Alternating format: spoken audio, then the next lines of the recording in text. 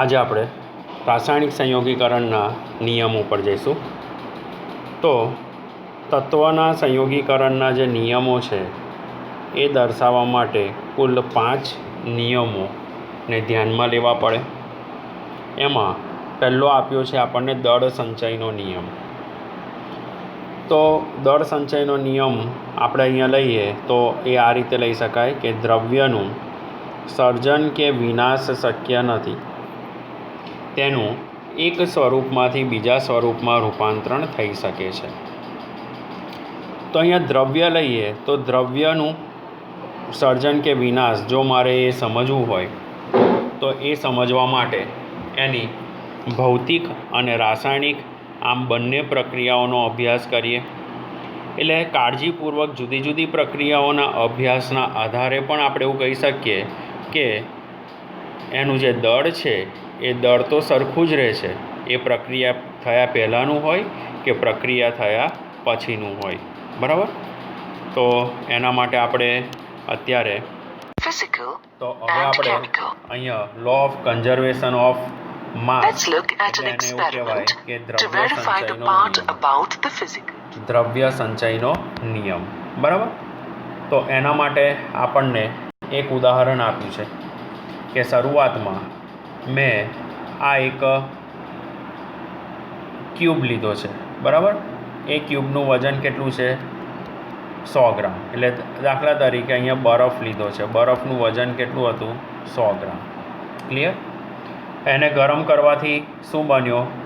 તો બરફનું પાણીમાં રૂપાંતરણ કર્યું એને ગરમ કરવાથી, તો આ પાણી મળ્યું. તો પાણીનું વજન પણ મને કેટલું મળ્યું? 100 ગ્રામ. ક્લિયર? તો પાણીનું વજન પણ કેટલું થાય છે? 100 ગ્રામ. એટલે એનો મતલબ એવો થયો કે પ્રક્રિયા થયા પહેલાં જે બરફ હતો એ બરફનું વજન ચેન્જ થયું નહીં. એવી રીતે હવે કેમિકલ ચેન્જ જોઈ લઈએ. તો કેમિકલ ચેન્જ માટે આપણે જઈએ તો એમાં પહેલાં આપણે લઈએ છીએ અહીંયા એક રિએક્શન આપણને આપ્યું છે, એના પર જઈએ. તો એ રિએક્શનમાં પ્રક્રિયા પહેલાં આપણે શું લીધું? તો કે સોડિયમ ક્લોરાઇડ એટલે હું લઈશ NaCl.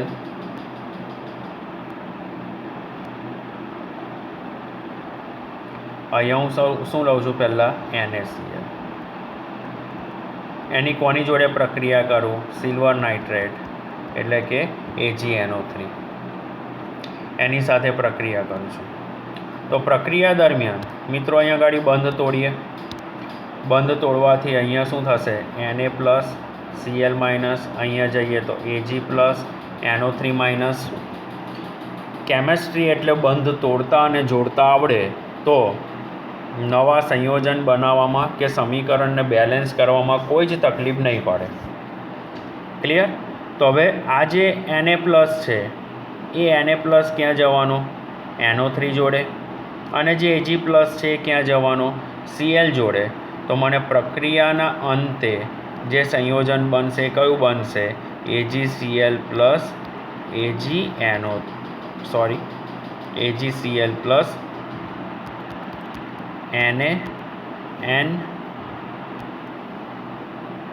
NaNO3.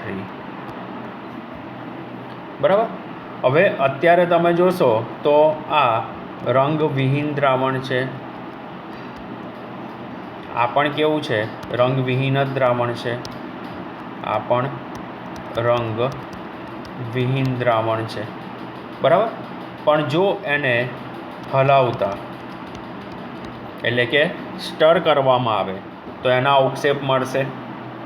તો હવે આપણે જોઈ લઈએ અહીંયા કે સપોઝ આ જે પ્રક્રિયા છે એ પ્રક્રિયામાં ઉપરથી એને રબરના બૂચ વડે બંધ કરી દીધો, પછી એને હલાવ્યું, એનું પહેલાં વજન કરી લીધું NaCl અને AgNO3 નાખીને. બરાબર? પ્રક્રિયા થયા પહેલાંનું વજન. પછી એને બરાબર હલાવ્યું. હલાવવાથી અહીંયા તમે જોશો તો આ જે છે એ સફેદ રંગના અવક્ષેપ મળ્યા. બંને બાજુ મળે છે સફેદ રંગના અવક્ષેપ. બરાબર. એ સફેદ રંગના અવક્ષેપ આપણને બંને બાજુથી મળ્યા.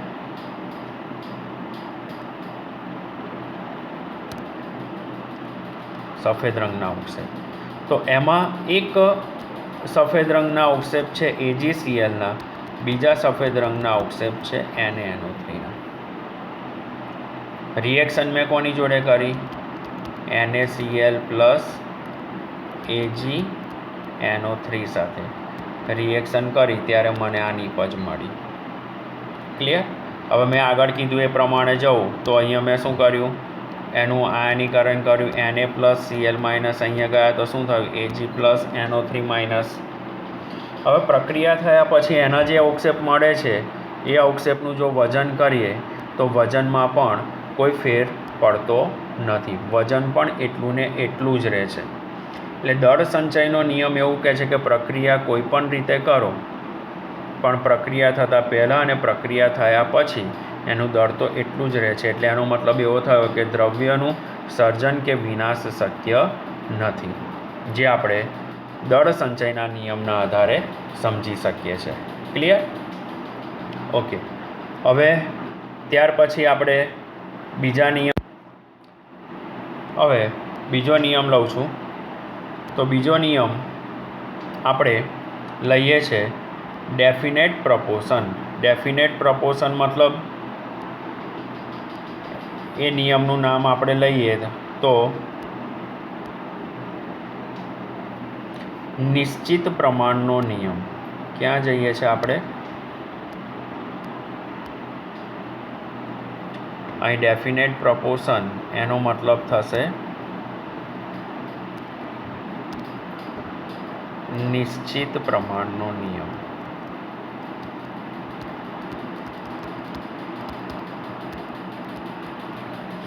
નિશ્ચિત પ્રમાણનો નિયમ. બરાબર. તો અહીંયા આપણને કુદરતમાંથી મળતા જુદા જુદા તત્વો આપ્યા છે અને એની સમજૂતી આપી છે. એમાં જઈએ આપણે. નિશ્ચિત પ્રમાણ.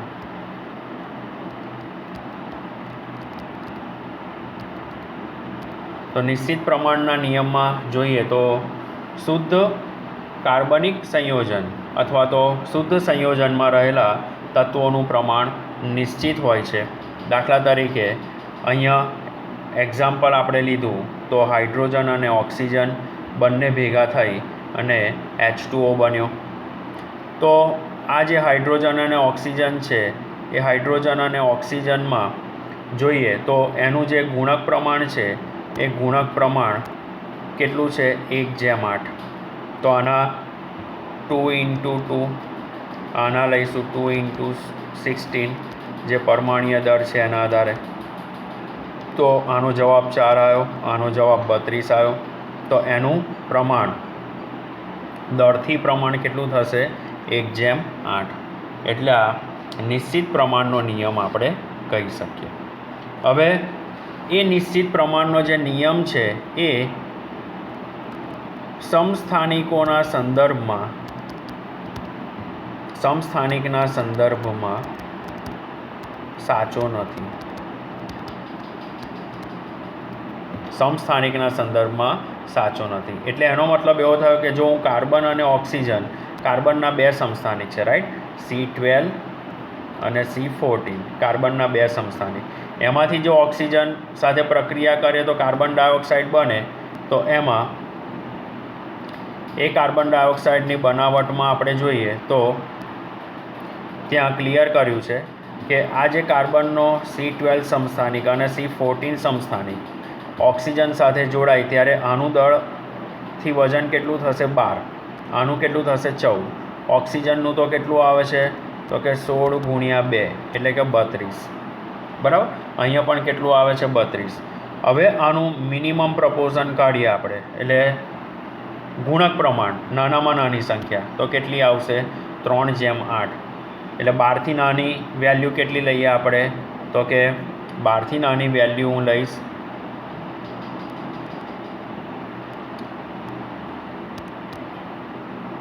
આપણે અહીંયા જઈએ તો 12થી નાની વેલ્યુ 6.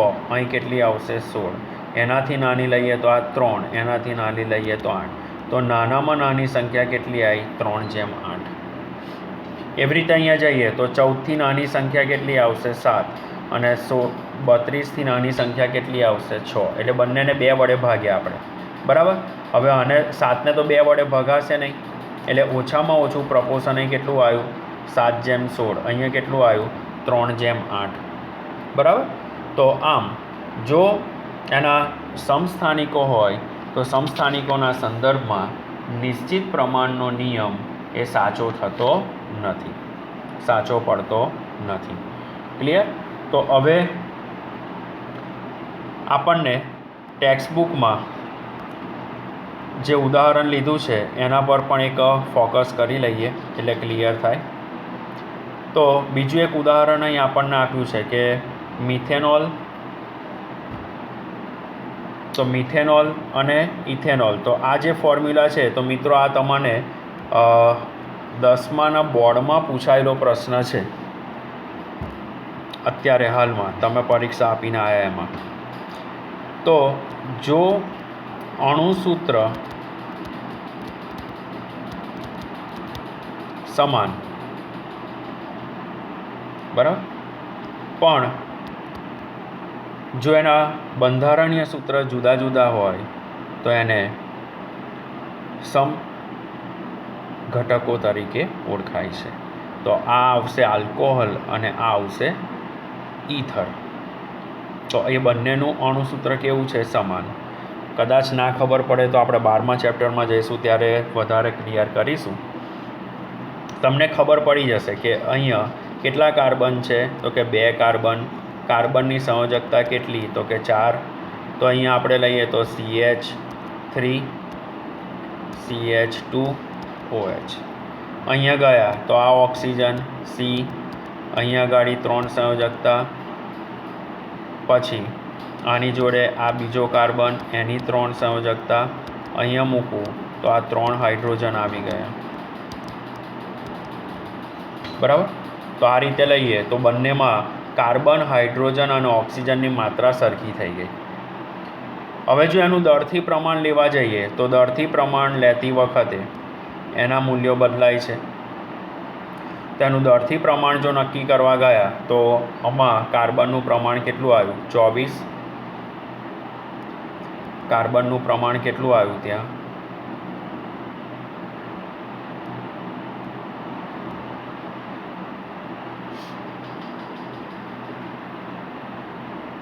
એક મિનિટ મિત્રો. ઓકે, ત્યાં કાર્બનનું પ્રમાણ કેટલું આવ્યું? 24. બરાબર. અહીંયા CH3 આવે, ભૂલ છે. અહીંયા કાર્બનનું પ્રમાણ કેટલું આવશે? 1 કાર્બનનું તો કે 12. બરાબર. ત્યાર પછી હાઇડ્રોજનનું પ્રમાણ 6, 5 ને આ 1 6, રાઈટ. તો અહીંયા ગાડી 3 આવ્યું ને અહીં 1 ઓક્સિજન આવ્યો. એટલે એનો મતલબ એવો થયો કે આખો આ જે સમૂહ છે એ સમૂહને આપણે નિશ્ચિત પ્રમાણના નિયમમાં ગણતરીમાં લીધો નથી. ક્લિયર? તો આ એક એક્ઝામ્પલ આપણને મળ્યું. હવે એવી જ રીતે આપણે ટેક્સ્ટબુકનું આપેલું એક્ઝામ્પલ જોઈ લઈએ. તો ટેક્સ્ટબુકના આપેલા એક્ઝામ્પલમાં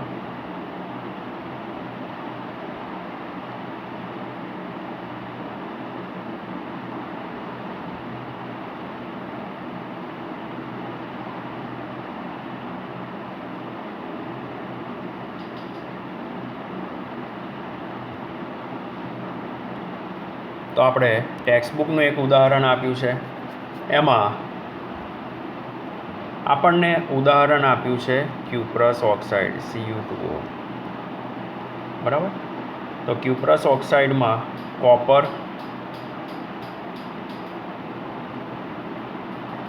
ક્યુપ્રસ કાર્બોનેટ છે, તો અહીંયા શું લીધું છે?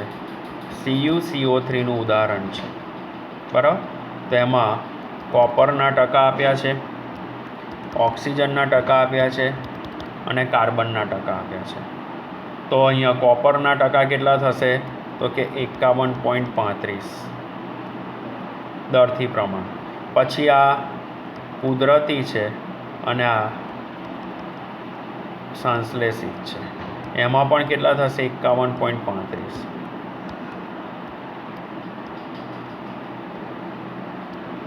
ઓક્સિજનની માત્રા સેમ પેલી રીતે ગણતરી કરી છે જે ઉપર આપણે બીજી કરી હતી ને એના પર, એટલે તમને આ વસ્તુ ખબર પડી જાય. આ 9.74%, આ પણ 9.74%, અને કાર્બનના થશે 38.91%, અને આ પણ કેટલા છે 38.91%. એટલે તમારે જો પ્રશ્ન પૂછાય તો તમારે ટેક્સ્ટબુકનું જ લખવાનું છે. આ તો તમને ખબર પડે એટલા માટે મેં બીજા એક્ઝામ્પલ લઈને પણ તમને સમજૂતી આપી છે. તો તમને હવે લો ઓફ ડેફિનાઇટ પ્રપોર્શન એટલે કે નિશ્ચિત પ્રમાણનો નિયમ ક્લિયર થઈ ગયો હશે એવું હું સમજી લઉં છું. હવે આપણે એના પછી જઈએ ગુણક પ્રમાણના નિયમ પર. ચાલો, ગુણક પ્રમાણનો નિયમ લેવા માટે અંડરલાઇન કરજો ટેક્સ્ટબુકમાં કે જ્યારે બે તત્વો સંયોજાઈને એક કરતાં વધારે સંયોજન બનાવે છે ત્યારે એક તત્વનું દળ એ બીજા તત્વના દળના નિશ્ચિત દળ સાથે જોડાયેલો છે. એટલે એક તત્વનું કોઈ ચોક્કસ દળ એ બીજા તત્વના નિશ્ચિત દળ સાથે જોડાયેલો છે, બરાબર? એવું આપણને કીધું છે. તો એની સમજૂતી આપણે કાર્બન અને ઓક્સિજનના ઉદાહરણ વડે લઈ લઈએ. તો અહીં આગળ કાર્બન ડાયોક્સાઇડ, તો carbon plus oxygen it gives carbon dioxide. અહીં કીધું છે કાર્બન મોનોક્સાઇડ, રાઈટ? એની નીચે જ લઈએ. અહીં carbon plus oxygen it gives carbon dioxide. તો અહીં આગળ આ ખોટું છે, અહીંયા એનું પ્રમાણ આવે 12, બરાબર? અહીંયા કેટલું આવશે 12, 32. ક્લિયર? અહીંયા પણ કેટલું આવે છે 12 અને 32.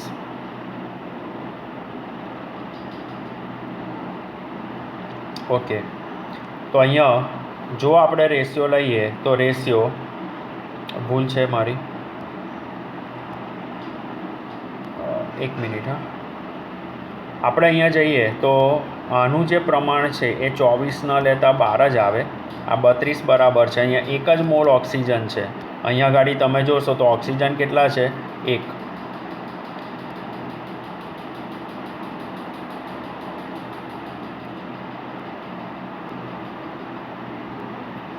ચાલો હવે અહીંયા સમજી લઈએ. એક તો આના બદલે અહીંયા 12 જ આવે, આ 32 છે. હવે અહીંયા 32 કેમ થયા? તો કે અહીંયા ગાડી કાર્બનની માત્રા 1, ઓક્સિજનની માત્રા 2. તો કાર્બનનું પરમાણુય દળ કેટલું છે 12, અને આ કેટલું થશે 16 દુ 32. એટલે અહીંયા ગાડી 32 લીધા છે, રાઈટ? હવે અહીંયા ગાડી કાર્બનની માત્રા તો 1 જ છે. આમાં કાર્બનની માત્રા 1 અને ઓક્સિજનની માત્રા પણ 1 જ છે. એટલે અહીંયા શું આવશે 12:16, એટલે 12:16. તો હવે નિશ્ચિત દળ, તો આપણને કીધું એ પ્રમાણે અહીંયા કાર્બનનું નિશ્ચિત દળ કેટલું થશે? બંને બાજુ 12, એ કાર્બનનું નિશ્ચિત દળ આવી ગયું. હવે એક તત્વનું નિશ્ચિત દળ એ બીજા તત્વના જુદા જુદા દળ સાથે જોડાય. તો અહીંયા ઓક્સિજનનું દળ કેટલું છે 32, અને અહીંયા ગાડી ઓક્સિજનનું દળ કેટલું આવશે 16. એટલે આપણે શું કરીશું 32:16. એટલે એનાથી નાની માત્રા આપણે જોવા જઈએ તો અહીંયા ગાડી 16:8. એનાથી આગળ જઈએ આપણે તો 8:4, અને એનાથી નાના જઈએ તો 4:2, એનાથી નાના જઈએ તો 2:1. તો આની માત્રા કેટલી થઈ 2:1. તો આ રીતે આનું ગુણક પ્રમાણનો નિયમ નક્કી કરવામાં આવે છે કે કોઈ એક પરમાણુનું નિશ્ચિત દળ એ બીજા કોઈ તત્વના પરમાણુના જુદા જુદા દળ સાથે જોડાઈ શકે છે. તો આ એક એક્ઝામ્પલ ક્લિયર થયો. હવે બીજું ઉદાહરણ મને એવું આપ્યું છે સલ્ફર ડાયોક્સાઇડ અને સલ્ફર ટ્રાયોક્સાઇડનું. તો એમાં પણ તમને ક્લિયર થઈ જશે કે સલ્ફર ડાયોક્સાઇડ અને સલ્ફર ટ્રાયોક્સાઇડમાં તમે જુઓ તો સલ્ફરનું પરમાણુય દળ 32, આનું પણ 32, રાઈટ? એટલે એ તો સરખા થઈ ગયા. હવે અહીં આગળ 32 અને 48, એટલે પેલી રીતે ગણતરી કરતા જઈએ આપણે 32:48. અહીં જવાબ કેટલો આપ્યો છે 2:3. એનાથી નાનું 16, અહીંયા 24, બરાબર? 2 વડે જ ભાગવાના. 8 દુ 16, 12 દુ 24, 4 દુ 8, 6 દુ 12, 2 દુ 4 અને 3 દુ 6. તો છેલ્લે માત્રા કઈ આવી મને 2:3. તો તમને આ રીતે પ્રમાણ લેવાની ખબર પડતી હશે તો આ રીતે એનું નાનામાં નાનું મૂલ્ય આપણે મેળવવું પડે. તો એવી રીતે આપણને ટેક્સ્ટબુકનું ઉદાહરણ આપ્યું છે. તો ટેક્સ્ટબુકના ઉદાહરણ પર આપણે જઈએ તો ત્યાં આપણને ક્લિયર કર્યું છે કે એક મિનિટ હા મિત્રો. એવી રીતે ટેક્સ્ટબુકનું જે ઉદાહરણ આપ્યું છે એ ટેક્સ્ટબુકના ઉદાહરણમાં જઈએ તો મને હાઇડ્રોજન અને ઓક્સિજન, તો ત્યાં આવું કીધું છે H2 + O2 it gives 2H2O, right. એટલે અહીંયા કેટલા આવશે? 2. એટલે 2 ગ્રામ હાઇડ્રોજનની, એટલે અહીંયા ટોટલ લઉં તો હું 2 ગ્રામ ને અહીંયા ગાડી આપણે લઈએ તો 16 ગ્રામ, 16 × 32, એટલે અહીં ટોટલ કેટલા થશે? H2 + O2 it gives 2H2O, બરાબર. તો અહીંયા આ જે પ્રમાણ છે એ પ્રમાણમાં આપણને આપ્યું છે. આ એક ઉદાહરણ હાઇડ્રોજનનું છે. બીજું ઉદાહરણ આપ્યું છે H2 + O2. અહીંયા આપણને ઉદાહરણ આપ્યું છે H2 + O2 it gives H2O2. તો આમાં જોશો તો આમાં કેટલા ગ્રામ છે? 2 ગ્રામ હાઇડ્રોજન, 1 ગ્રામ ઓક્સિજન. અહીંયા જોશો તો 1 ગ્રામ હાઇડ્રોજન અને 1 ગ્રામ ઓક્સિજન. ક્લિયર? તો કોની માત્રા સરખી થાય અહીંયા? બરાબર. તો એ જે માત્રા મારે સરખી કરવી હોય તો ઓક્સિજનનું જે દળ છે એ ઓક્સિજનના દળને કન્સિડર કરવું પડે. એ ક્યાંથી કન્સિડર કરીશું આપણે? તો એ ઓક્સિજનનું દળ કન્સિડર કરવા માટે મારે આ બાજુ જોવું પડશે અહીંયા. તો અહીંયા ઓક્સિજન આમાં 1 મોલ છે, 1 મોલ ઓક્સિજન, અને અહીંયા કેટલા મોલ છે? 2 મોલ ઓક્સિજન છે, રાઈટ. હવે એની માત્રા આપણે લઈએ તો કેટલી થશે? 16/32. ક્લિયર? 16/32. એટલે એનાથી નાનું મૂલ્ય કેટલું આવશે? 8/16. એનાથી નાનું મૂલ્ય જઈએ તો 4/8. એનાથી નાનું મૂલ્ય 2/4. એનાથી નાનું મૂલ્ય તો 1/4 આવશે. ક્લિયર? એટલે જે સોરી 4નું એટલે 1/2 આવશે, સોરી છેલ્લે, બરાબર, જે તમને ટેક્સ્ટબુકમાં ખબર પડશે. તો આ રીતે આપણે ગુણક પ્રમાણનો નિયમ પણ સરળ રીતે સમજી લઈએ. હવે